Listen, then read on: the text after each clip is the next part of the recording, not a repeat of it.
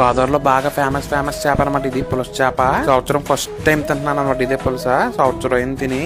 నాకు ఎంత ఇష్టం అంటే చాలా ఇష్టం. ముందు నీట్ గా ఆకు అయితే కడిగేసుకున్నాను. ఫస్ట్ అయితే సొరకర్రీ అయితే వేసుకున్నాను. ఇవి క్లైమేట్ కి ఏంటంటే సొర తినడం బాగా మంచిది అనమాట అండి. వేసవకాలంలో తినకూడదు, ఇది ఎక్కువ వర్షాకాలంలో తింటారు. అలా పచ్చిమిరపకాయ తినగలను ముద్ద నోట్లో పెట్టుకుంటే ఇంకా నెక్స్ట్ ఐటమ్ అండి మన మోస్ట్ ఫేవరెట్ పులస చేపల పులుసు. సంవత్సరం అవుతుంది తిని, మళ్ళీ ఈ రోజు తింటున్నాను.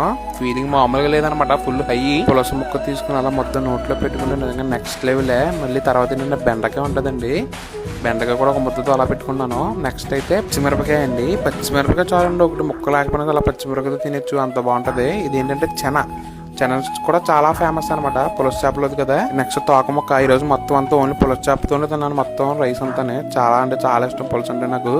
ఈ ముళ్ళు ఉన్నాయి చూసారా, ఏమి చేయమనమాట, మొత్తం ముళ్ళులతో కూడా తినేస్తాను. మనకి ఏమీ అవుతుంది అసలు. ముందు అసలు ముళ్ళు అంటేనే భయపడిపోతారు.